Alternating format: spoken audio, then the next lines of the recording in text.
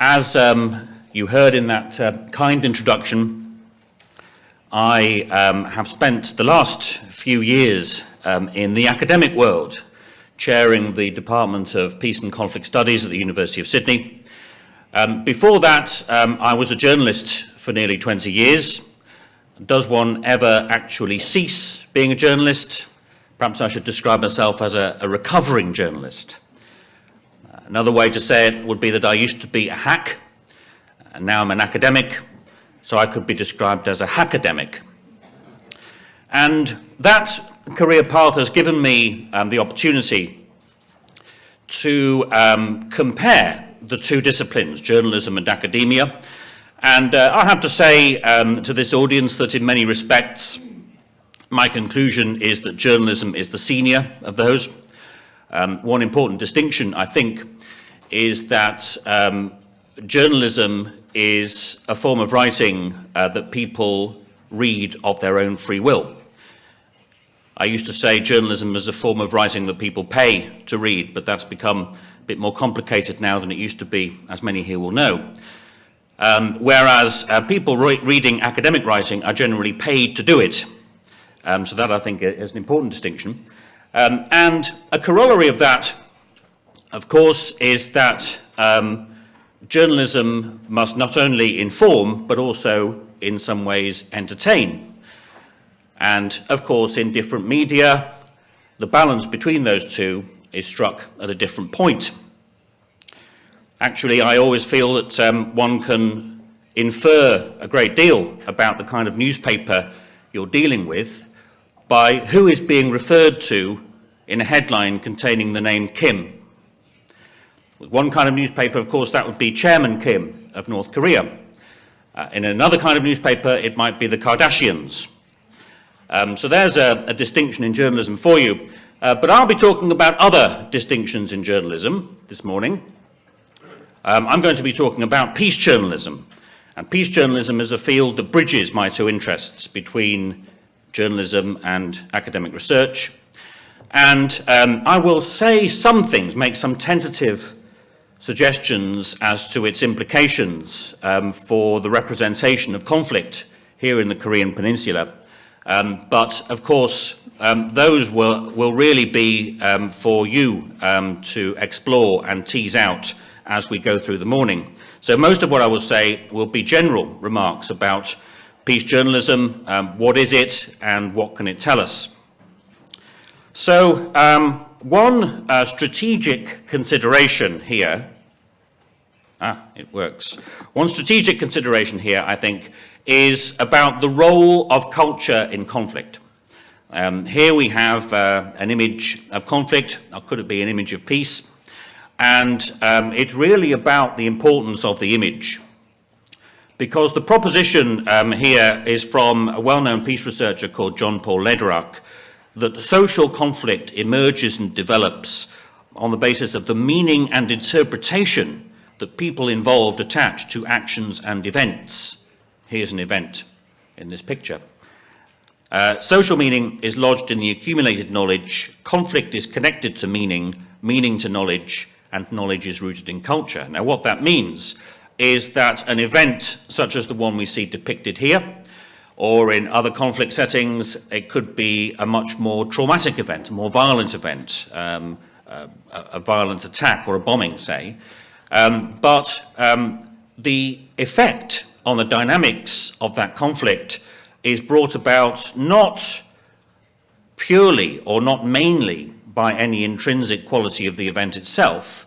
The effect is brought about much more by the meanings people will make out of it. And we do not necessarily make meanings afresh from first principles in response to every stimulus, in response to every new event. No, we make meanings by referring this event to the structures of meaning that we've already built up. And moreover, we do so in a way that is inevitably social. Every time we decide what we think about something, we are referring to what we have previously thought about things, and we are referring to assumptions we make about the way in which other people are likely to respond to it. And this is where the role of journalism has a strategic importance, because journalism is a prime vehicle for the construction, transmission, and circulation of social meaning.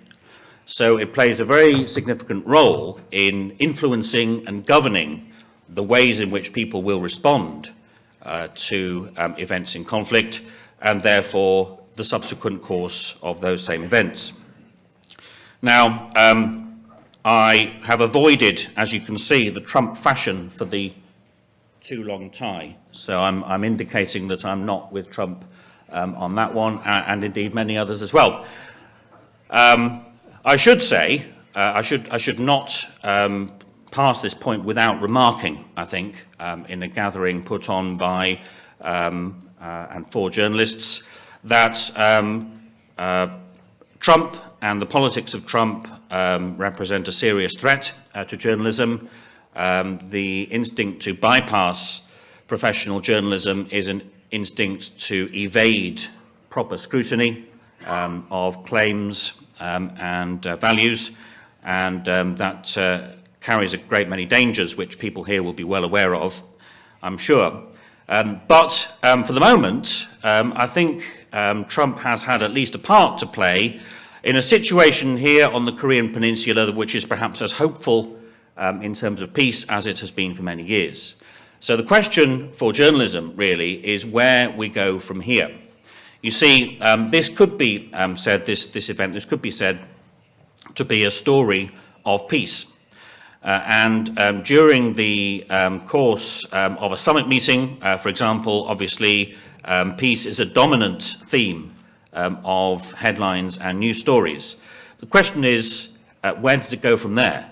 What happens in between the summit meetings, and how can peace be kept in the news, and how can that social meaning about peace keep on being constructed, transmitted, and circulated?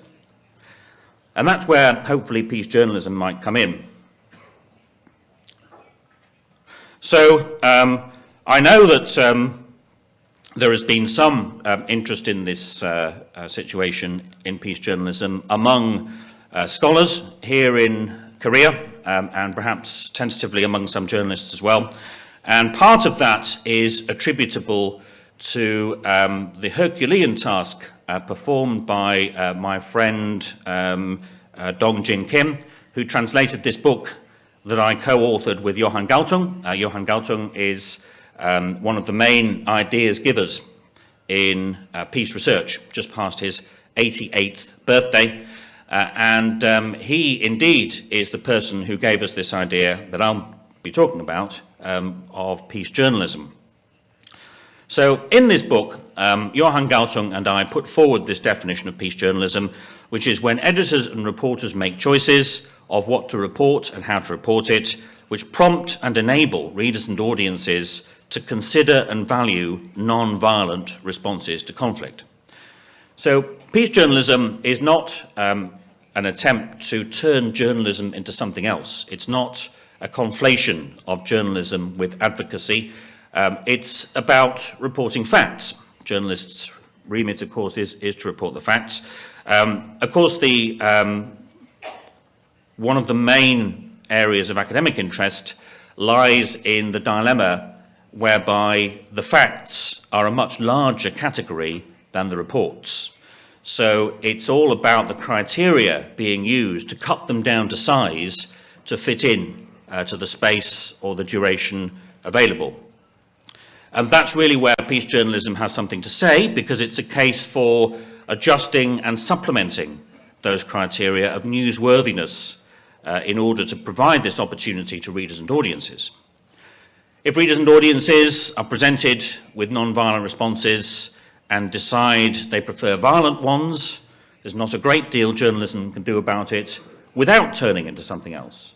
But peace journalism, I think it's important to note at this stage, is intended to be a professional proposition. It's intended to be entirely consistent with the journalist's familiar remit. So what's peace journalism consist of?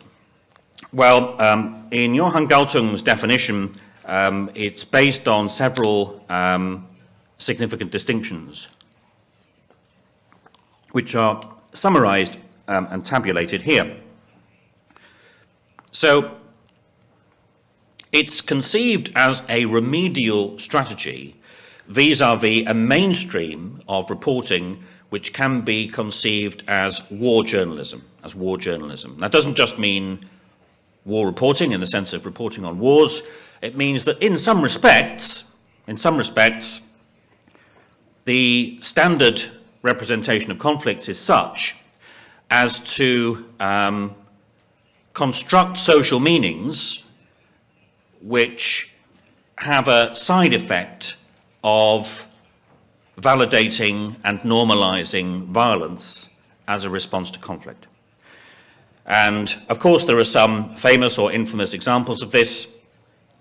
Everybody name checks the reporting of Judith Miller, for example, in the New York Times in the lead up to the invasion of Iraq in 2003, a stream of privileged information from confidential sources about Iraq's weapons of mass destruction turned out to be unfounded.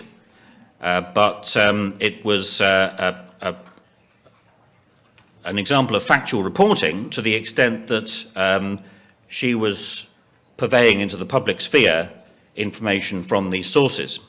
And yet it had the side effect of validating and normalizing violence and perhaps authenticating support for war. So the standard mainstream of conflict reporting can be described as war journalism in that sense that it's war or violence orientated. It's usually presented as two parties contesting the single goal of victory. It's propaganda orientated, reproducing elite statements. It's elite orientated, so it's usually focusing on a leader's piece. And I'll be presenting one or two other pictures of leaders apparently making peace in this talk as well. But the handshake there between Kim and Trump is a good example. And above all, victory orientated. So the conflict is something that will only come to an end when one of these two sides wins and the other loses. Now, if that logic seeps in to the actions and calculations of the parties to that conflict, then it's a ready-made incentive for them to escalate it, to step up their efforts to win, because the only alternative is to lose.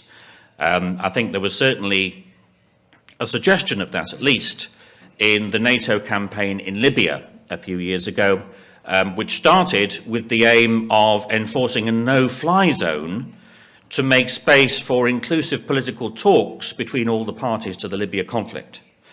But way back then, the UK government, which was one of the main actors in that conflict, was led by Prime Minister David Cameron.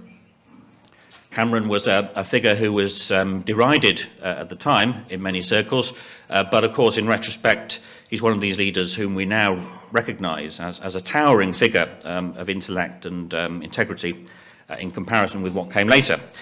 But if David Cameron or his advisers had consulted the London-based newspapers at that time and had seen the way in which that conflict and its prospects were being reported, he would have been left in no doubt that if the Gaddafi regime was still in place by a certain time, September of that year or the end of that year, then he, David Cameron, would be deemed to have failed.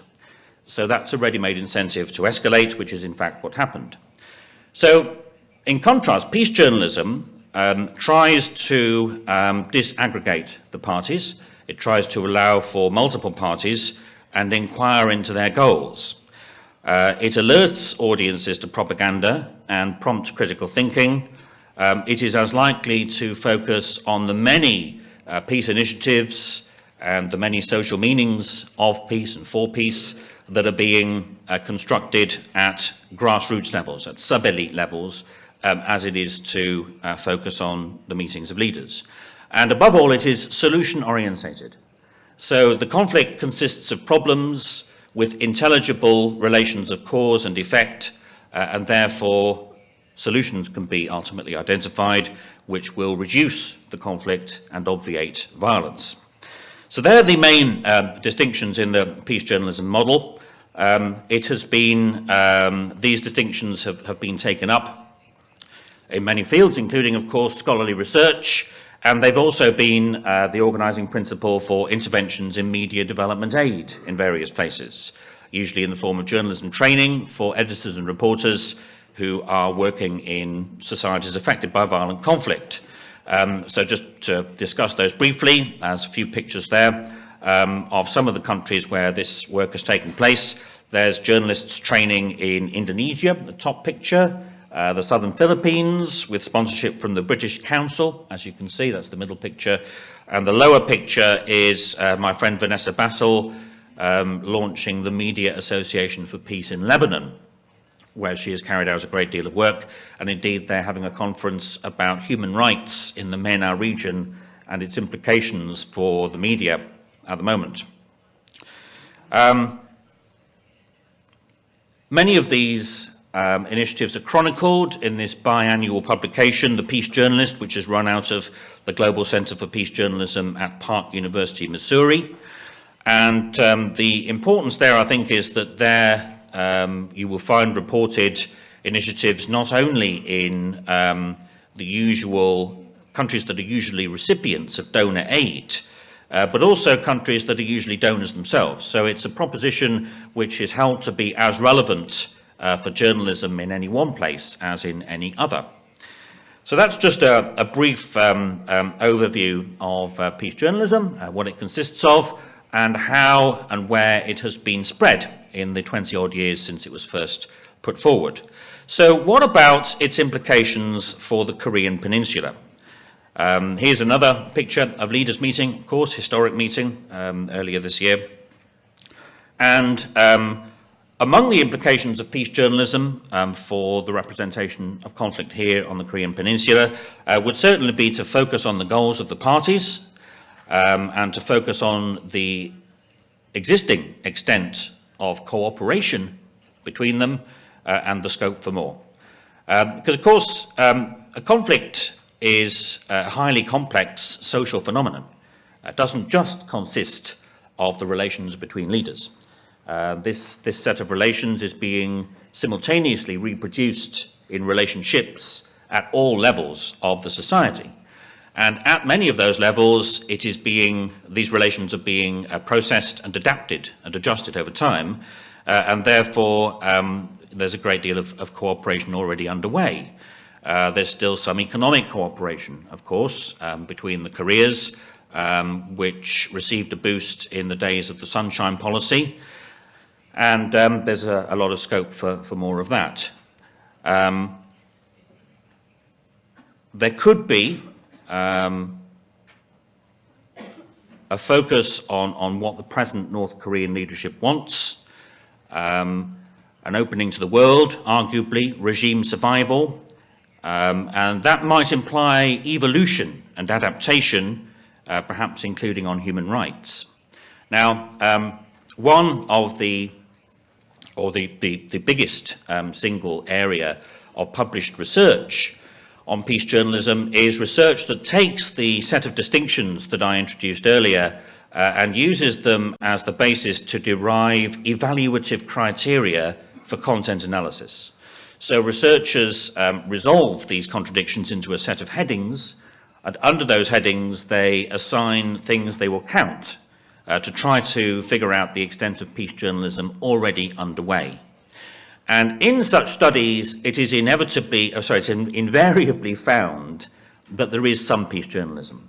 So some of this kind of reporting does go on. It's not pie in the sky, it's already there. But it's always or nearly always in a minority form, so the question is, how could there be more of it?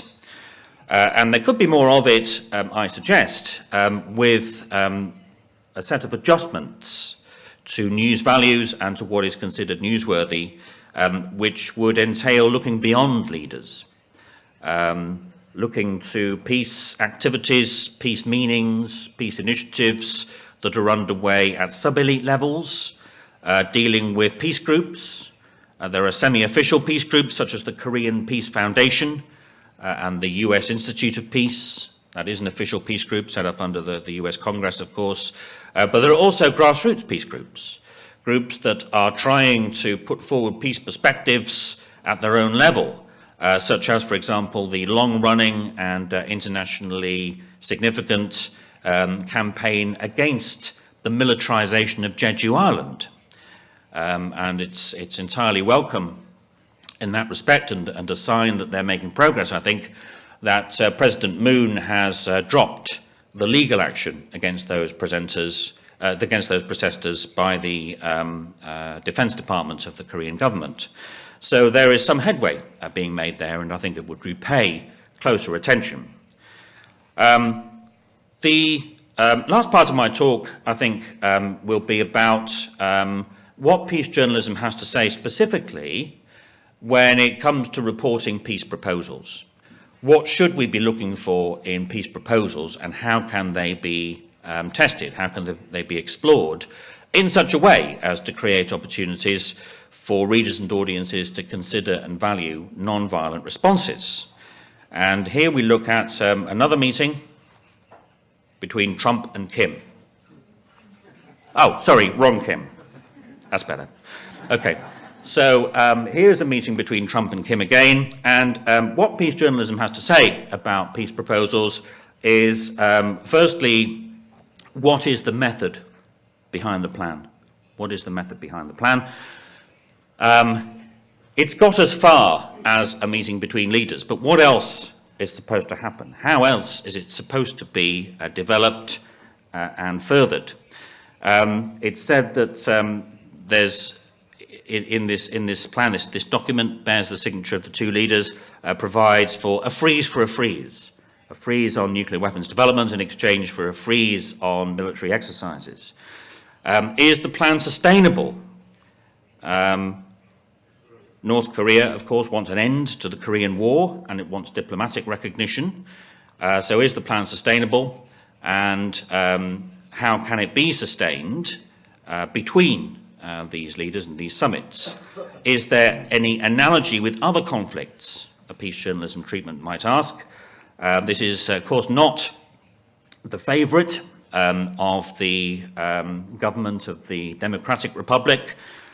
Could there be some lessons to be learned here from the 1975 Helsinki Final Act, which provided diplomatic recognition for the governments of the then Soviet bloc in Eastern Europe, and also provided for international scrutiny and action over human rights standards.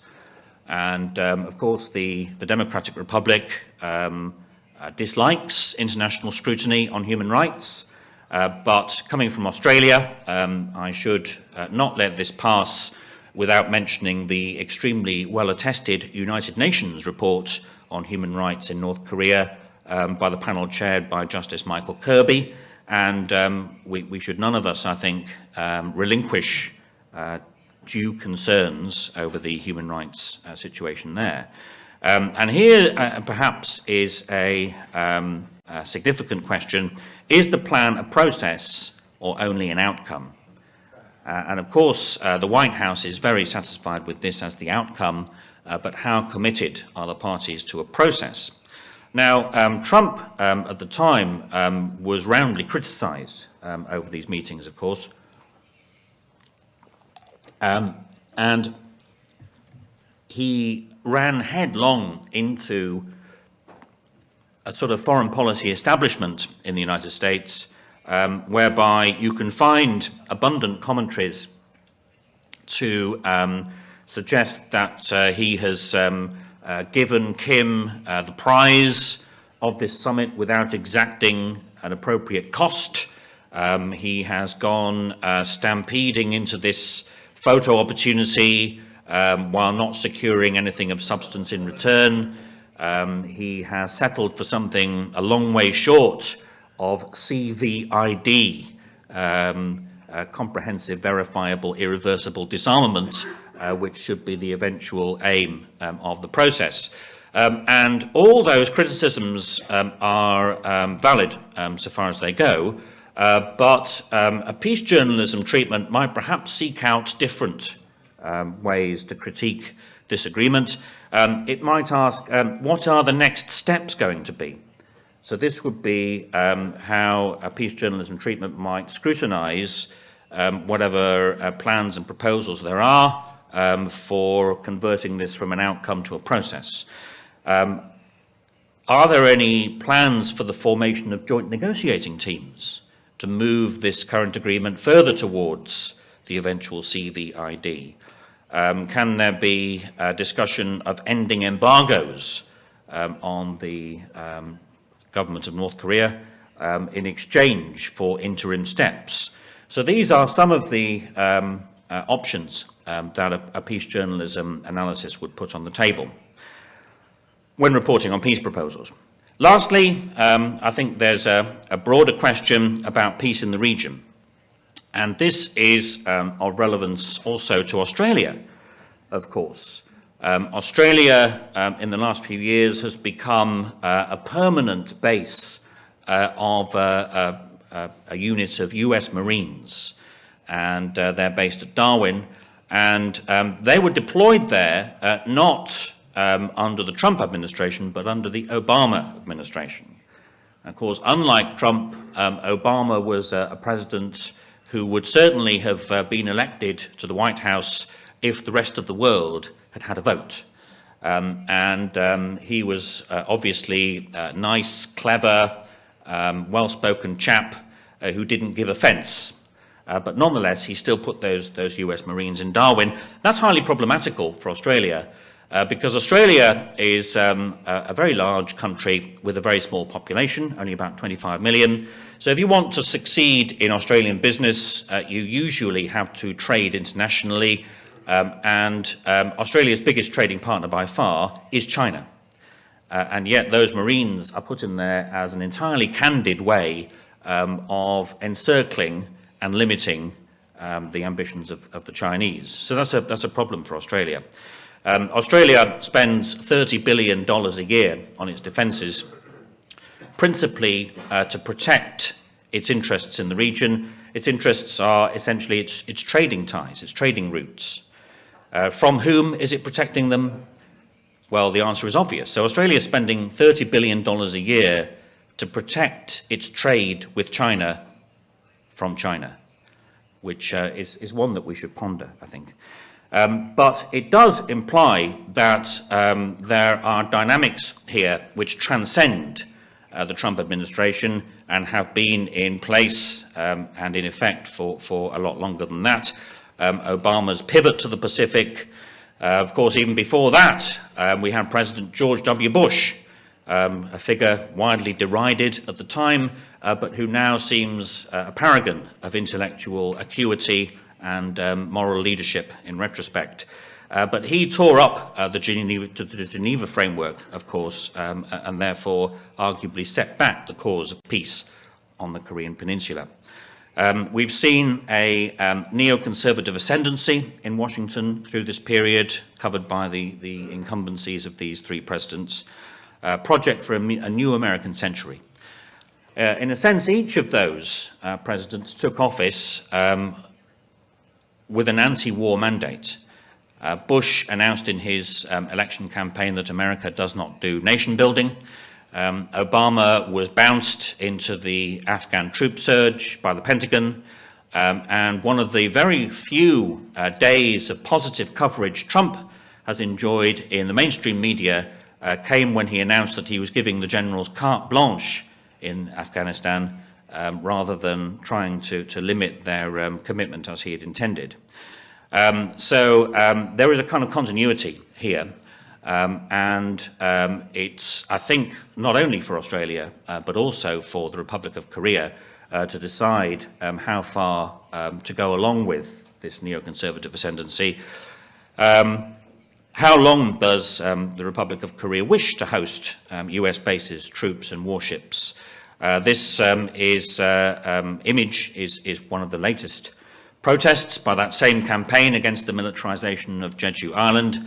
In this case, trying to convince the countries of the world not to send warships to take place in a kind of great demonstration of naval power this month out of that naval base in order to try to seek to reduce tensions in the region and not further increase them. And again, the significance for journalism is that here is a voice putting forward these perspectives which, because it is not an elite voice, would be often excluded and marginalised in news coverage, but perhaps deserves and merits closer attention than it routinely receives. So those are just some suggestions put forward tentatively from the points of view of peace journalism. We're going to hear a lot of interesting perspectives, not only this morning, but also through the weekend. Some of them, I've noticed, are about the funding of journalism. The funding of journalism, which is a vexed and important question. And of course, increasingly, journalism is funded not just by commercial means, but also by philanthropic means and by forms of goodwill. It's always seemed to me that peace journalism has the potential to tap into that and expand it. And therefore, it could end up being one of the ways in which professional journalism can survive to carry on applying its very important critical scrutiny, not only to war, but also to peace. So with that hope, I'm going to leave you in the capable hands of the other panellists, and thank you very much for your attention. Thank you.